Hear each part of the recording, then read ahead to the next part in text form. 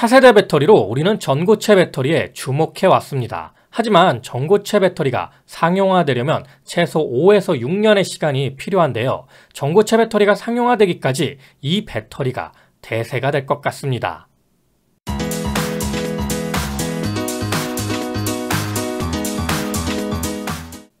안녕하세요. 세상의 모든 지식들을 재밌고 쉽게 풀어드리는 네오의 지식창고입니다.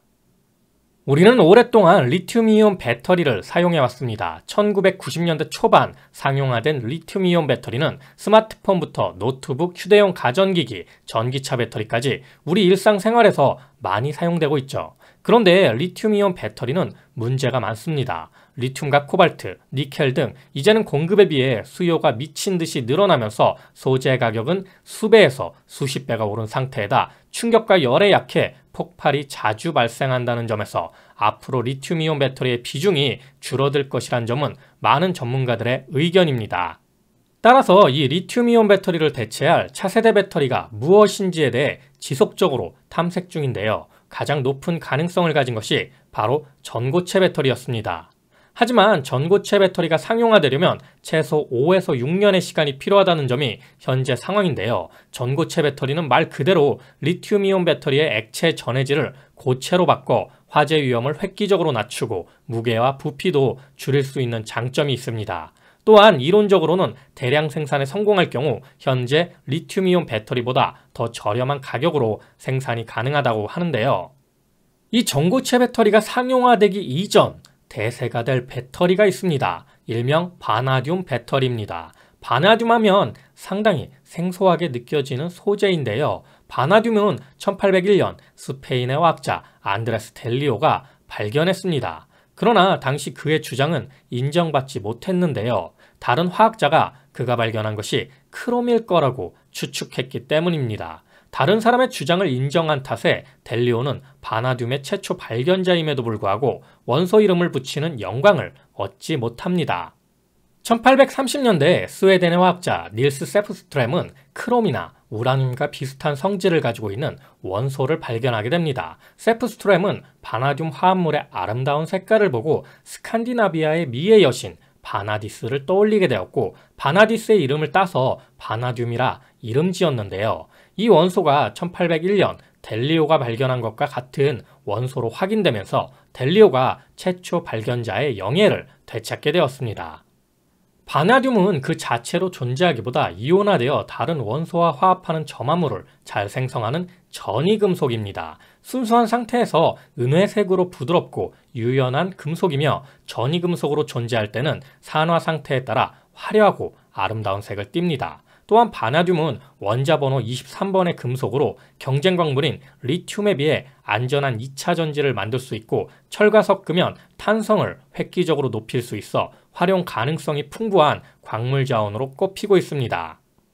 이 바나듐이 가장 많이 쓰이는 곳은 금속 공구입니다. 바나듐은 강철의 0.5% 미만일 정도로 아주 소량 들어가 강도를 높이는 데 쓰입니다. 특히 고속 절삭 공구나 크랭크축 같은 자동차 부품, 자전거 골격, 제트 엔진, 가스 터빈에 많이 들어간다고 합니다. 이 밖에도 미사일 등 방위 산업 분야에서도 중요하게 사용된다고 하는데요.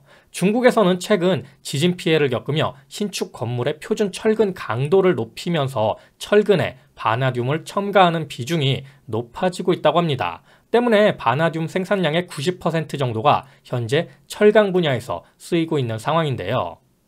그런데 이 바나듐의 수요처가 철강에서 배터리로 바뀔 전망입니다. 역시 중국을 중심으로 차세대 2차 전지 중 하나로 꼽히는 바나듐, 레독스 흐름 배터리 시장이 성장하고 있는 점이 바나듐의 가격 상승을 부채질하고 있는데요. 특히 중국은 신재생에너지 발전의 생산량 편차를 줄여주는 백업 배터리로 바나듐 배터리를 쓰도록 장려한다고 합니다. 다른 배터리와 비교해 대용량으로 쓰기에 값이 싸고 안전한 데다 충전 주기 및 수명이 길기 때문입니다. 바나듐 배터리는 리튬이온 배터리에 비해 수명이 10배 이상 길고 20년 이상 장기간 사용이 가능하다고 하네요. 최근 한국지질자원연구원 조사 결과에 따르면 바나듐은 국내에도 다량 매장되어 있는 것으로 추정됩니다. 경기 포천의 티타늄 광산에는 산화 바나듐이 함유되어 있는 것으로 확인됐는데요. 이 지역에 묻혀 있을 것으로 추정되는 바나듐 원석인 티탄 철석의 매장량은 약 700만 톤으로 추정된다고 합니다. 이곳은 바나듐의 순도가 높다고 하는데요. 미국산의 경우 바나듐이 원석 속에 0.5에서 0.7% 함유되어 있는 것에 반해 포천은 0.8에서 1%로 더 높습니다. 또한 2019년 1월 22일 한국광물자원공사와 해외광물자원개발협의회가 발간한 전문서적 바나듐에 따르면 대전시 충북 보은군, 충북 괴산군 일대에 상당량의 바나듐이 매장되어 있는 것으로 나타났는데요. 좀 더 정밀한 매장량 평가를 위해서는 3차원 구조 탐사가 필요하다고 합니다. 다음으로 한국지질자원연구원과 롯데케미칼 연구소, 삼양리소스는 2021년 4월 16일 지질자원연구원 백악기룸에서 바나듐 자원 확보 및 대용량 에너지 저장 시스템 소재 사업화에 대한 업무 협약을 체결했습니다. 지질자원연구원은 국가 핵심 광물자원 확보를 위한 바나듐, 리튬을 전략 광물로 선정해 전주기적, 선광, 재련, 활용 기술을 연구하고 있는데요. 특히 4차 산업혁명과 소재, 부품, 장비 산업의 필수적인 에너지 저장 광물 원료의 확보 및 생산을 위한 기술 노하우를 보유하고 있습니다. 롯데케미칼은 레독스 흐름 전지 관련 축적된 개발 역량을 바탕으로 바나듐 전해액 제조 기술을 개발, 상용화 기술을 확보하고 있습니다. 삼양리소스는 경기 북부 지역에 고순도 바나듐 광산을 보유하고 있는데요. 새 기관은 금년부터 고순도 바나듐 원료의 생산을 위한 성광, 재련 기술의 상용화 기술 개발에 착수할 계획입니다. 이처럼 바나듐은 무엇보다 최근 화재 사고를 일으키며 문제가 되고 있는 에너지 저장 시스템, 즉 ESS에 적용할 수 있는 안전한 재료라는 점이 큰 주목을 받고 있습니다. 남은 전기를 저장하는 ESS는 주변 환경에 따라 전기 생산량이 바뀌는 재생에너지를 사용할 때 필수 시설인데요. 최근 잦은 화재로 인한 ESS 시장이 급격하게 줄어들었다는 점에서 의미가 있다고 생각됩니다. 기존 리튬이온 배터리에 비해 바나듐이 쓰이는 차세대 배터리인 레독스 흐름 배터리는 전해액이 배관을 타고 흘러가며 이온을 나르기에 두 극이 만날 일이 없어 폭발 염려가 없는데요. 대형 ESS에 널리 연구되고 있는 이유입니다.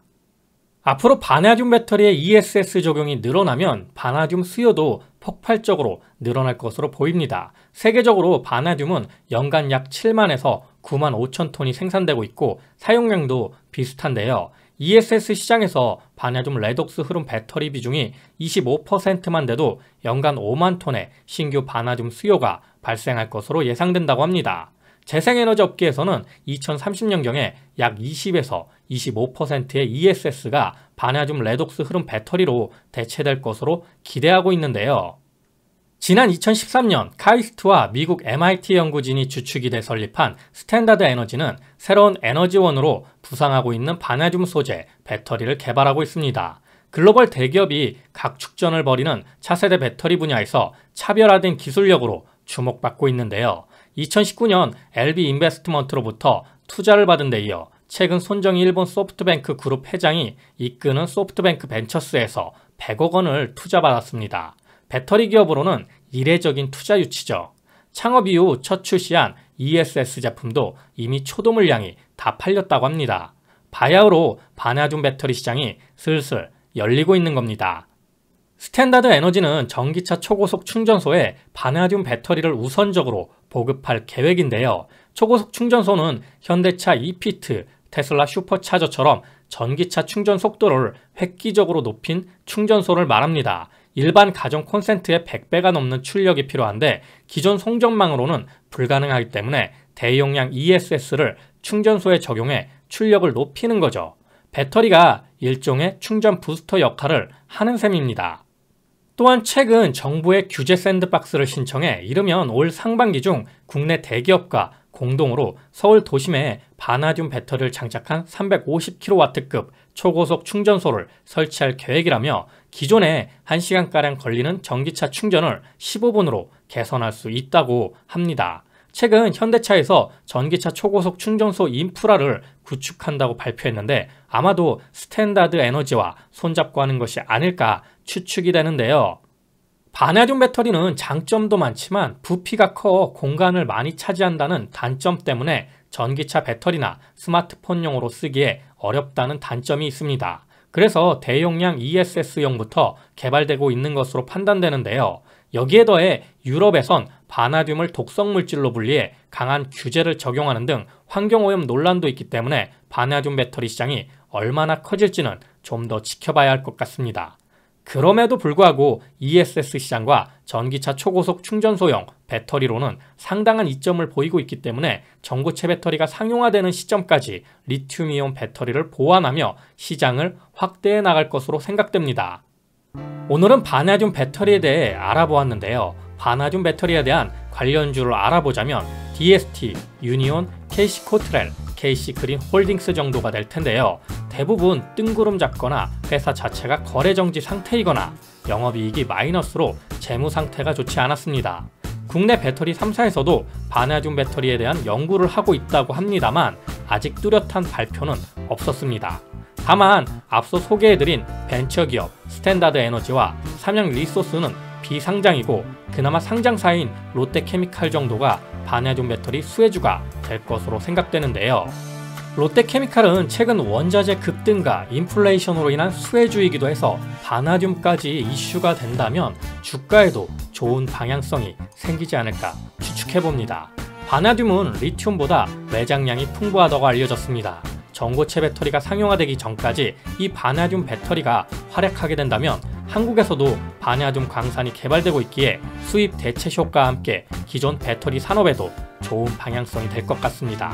앞으로 바나듐 배터리는 얼마나 그 비중을 높여나갈 수 있을까요? 자, 오늘도 내용이 재밌고 유익하셨다면 구독과 좋아요 꼭 부탁드립니다. 이렇게 항상 네오의 지식창고를 애청해 주셔서 감사드리고요. 오늘 하루도 좋은 하루 되시길 기원하겠습니다.